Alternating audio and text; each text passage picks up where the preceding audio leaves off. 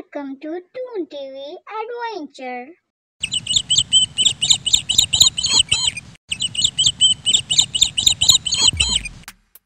पुराने वक्तों की बात है कि किसी गांव में एक मुंशी रहा करता था।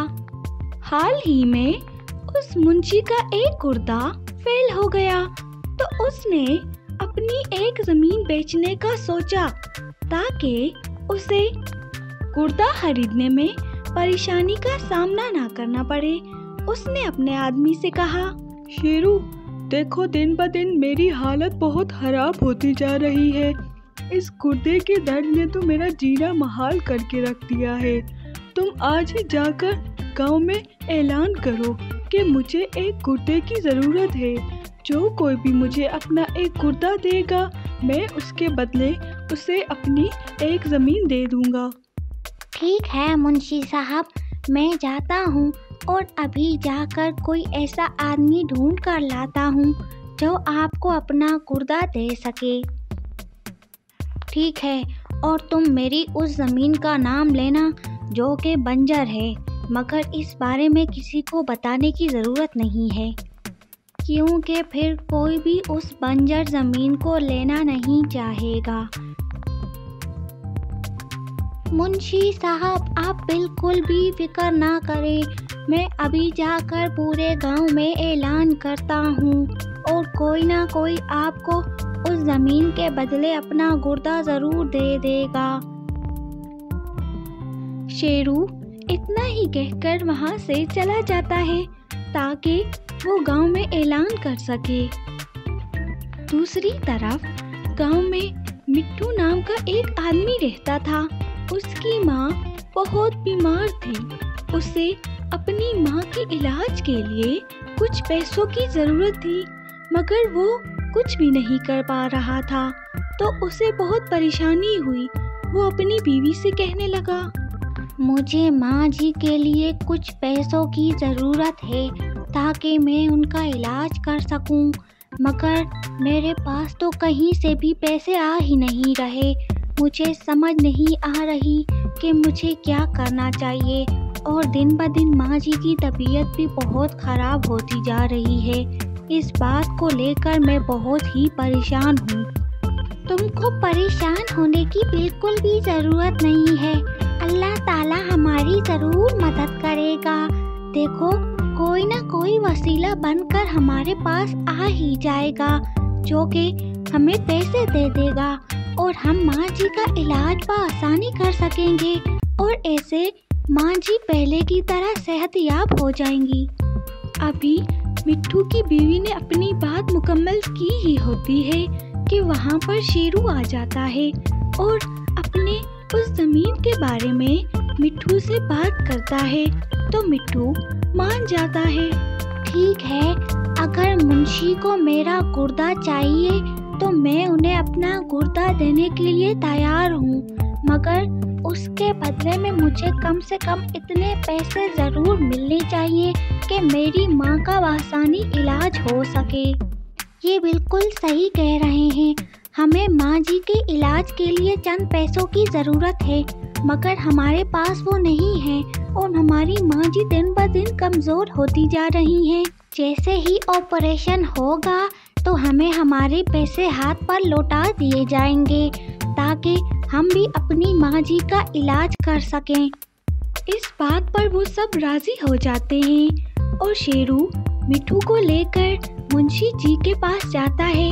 मुंशी जी मिट्टू से कहता है, मिट्टू, इस बात में कोई शक नहीं है कि जैसे ही हमारा ऑपरेशन हो जाएगा, तुम्हारा गुर्दा मेरे पेट में आ जाएगा, तो उसके बाद मैं तुम्हें अपनी एक ज़मीन दे दूंगा। फिर चाहे तुम उसे बेचकर अपनी माँ का इलाज करो या फिर उस पर फसल उगाकर उससे आने वाले मुनाफे से अपनी माँ का इलाज कराओ और साथ में अपनी ज़रूरत की चीज़ें भी पूरी करो। उनकी बात इस सब पर तय हो जाती है और वो लोग अस्पताल जाने का सोचते हैं। इसके बाद वो सब अस्पताल चले जाते हैं। हमारे मुंशी जी का एक गुर्दा फेल है, ये आदमी हम अपने साथ लाए हैं। इस इसका गुर्दा निकालकर हमारे मुंशी जी में डालना है ताकि हमारे मुंशी जी फिर से सेहतयाब हो सकें और हमारे गांव को संभाल सकें। थोड़ी देर में उनका ऑपरेशन हो जाता है। मिट्ठू का गुर्दा निकालकर डॉक्टर मुंशी जी में डाल देता है। अब वो दोनों अस्पताल में ही होते हैं। डॉक्टर शेरू से ऑपरेशन के पैसे मांगता है, मगर शेरू उसे ये कहकर टाल देता है कि हमारी ज़मीन जैसे ही बिक जाएगी उसके बाद हम वो पैसे तुम्हें दे देंगे। मगर ये क्या, शेरू तो डॉक्टर को भी धोखा दे रहा था। ये सब कहकर शेरू मिट्ठू के पास चला जाता है। अरे ये तो सोया हुआ पड़ा है, चलो निकल लेते हैं यहाँ से इसके होश में आने से पहले ही। देखो हमारा ऑपरेशन हो गया है, मैं कटे हुए पेट के साथ फिर रहा हूँ, मगर मुंशी जी को कोई एहसास ही नहीं हो रहा कि मुझे मेरे पैसे दे दे ताकि मैं माँ जी का इलाज कर सकूँ। मेरे जहन में एक तरकीब आई है, अगर उस पर अमल करें तो ही कुछ हो सकता है। ये देखो, ये एक पौधा है जो ज़मीन के अंदर से बाहर निकलकर हमें सोने के अंगूर मुहैया करता है। इसे बेचकर हम बहुत ही अमीर हो सकते हैं और माँ जी का इलाज भी आसानी कर सकते हैं। मुंशी जी ने हमारे साथ धोखा किया है और हमें वो ज़मीन नहीं दी। हालांकि मैंने मुंशी जी को अपना गुर्दा दे दिया और हमारे साथ नाइंसाफ़ी हुई, तो देखो अब हमारे पास ये सोने के अंगूर आ गए हैं। हम इन्हें बेचकर बहुत सारा पैसा हासिल कर सकते हैं। शेरू उनकी बातें सुन लेता है और भागता हुआ मुंशी जी के पास जाता है और उनसे कहता है, मुंशी जी कमाल हो गया है। मिट्ठू के पास न जाने कैसा पौधा है कि वो जब ज़मीन से निकलता है तो उसमें से सोने के अंगूर निकल आते हैं। वो तो बहुत ही फ़ायदेमंद साबित हो सकते हैं। हम ऐसा करते हैं कि उस मिट्ठू को अपनी ज़मीन दे देते हैं और बदले में उससे ये पौधा हासिल कर लेंगे। अरे क्या सच में ऐसी बात है? उसके हाथ ऐसा कौन सा चमत्कार लग गया है जिसके बाइस ज़मीन में से अचानक ही एक पौधा निकल आता है और वो भी सोने के अंगूरों का? हाँ मुंशी जी, बिल्कुल ऐसी ही बात है। मैं खुद उसे देखकर परेशान और हैरान हो गया था कि ये कैसा चमत्कार है कि ज़मीन के अंदर से एक पौधा निकल आए और फिर उस पौधे में अचानक ही सोने के अंगूर निकल आए। ठीक है, तुम ऐसा करो, उस मिट्ठू के पास जाओ और उसे अपनी ज़मीन के कागजात दे आओ और उसे बता दो कि वो ज़मीन आज से तुम्हारी हो गई है। लेकिन याद रहे, उसे ज़मीन बंजर वाली देनी है ताकि हमारा फ़ायदा भी हो और नुकसान भी ना हो सके। ऐसे वो सोने के अंगूर भी हमें मिल जाएंगे और हमारी बंजर वाली ज़मीन उसके पास चली जाएगी। मुंशी की सारी बात सुनकर शेरू मुंशी से कहता है, ठीक है मुंशी जी, मैं अभी उस मिट्ठू के पास जाता हूँ और उसे ये खुशखबरी सुनाकर आता हूँ कि हमारी फलानी ज़मीन अब तुम्हारी हो चुकी है। तुम चाहे तो उस पर कुछ भी फसल उगा सकते हो और अपने लिए फ़ायदा इकट्ठा कर सकते हो। ये कहकर शेरू वहाँ से चला जाता है।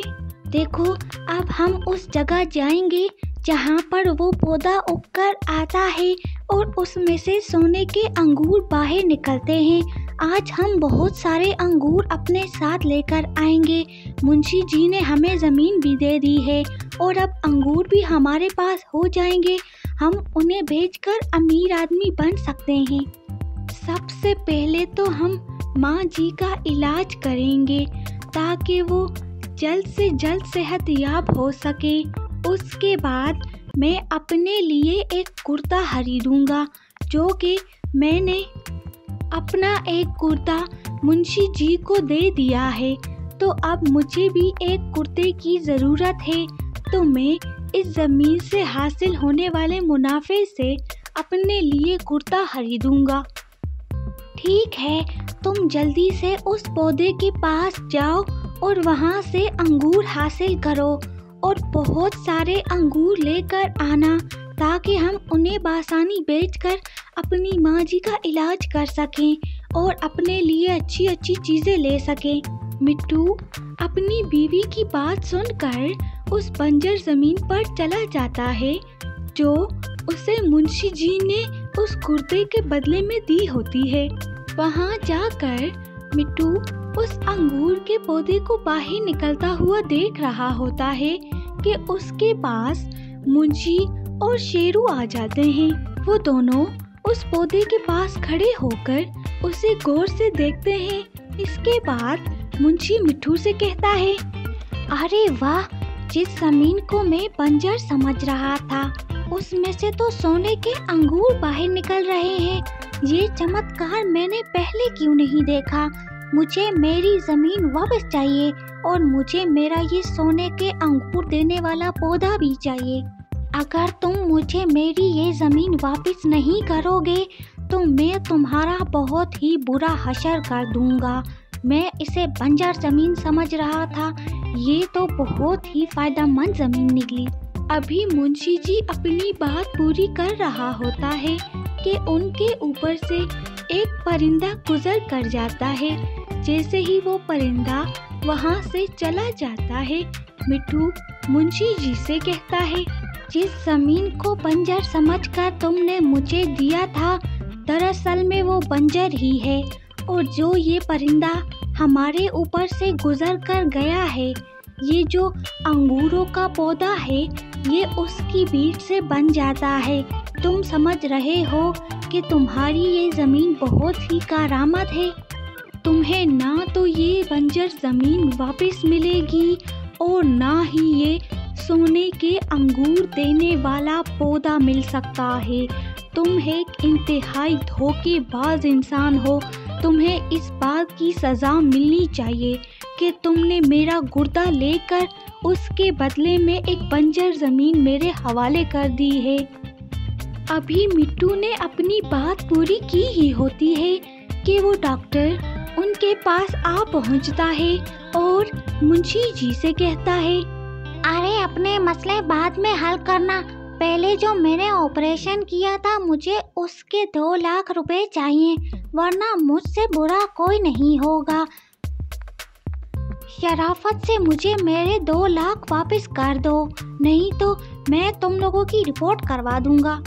मुंशी जी डॉक्टर की बात सुनकर चकराकर नीचे गिरकर बेहोश हो जाता है, क्योंकि अब उसके पास तो 1 रुपया भी नहीं था कि वो उस डॉक्टर को दे सके, और दूसरी तरफ ना ही उसके पास वो बंजर ज़मीन रही और ना ही वो सोने के अंगूर देने वाला पौधा। हमें इस कहानी से ये सबक मिलता है कि धोखेबाज इंसान का कोई भी ठिकाना नहीं होता। हमारे चैनल से जुड़े रहने के लिए लाइक और सब्सक्राइब करना ना भूलिएगा, और हमारी नई आने वाली वीडियो को हासिल करने के लिए बेल आइकन को दबा दीजिए। शुक्रिया।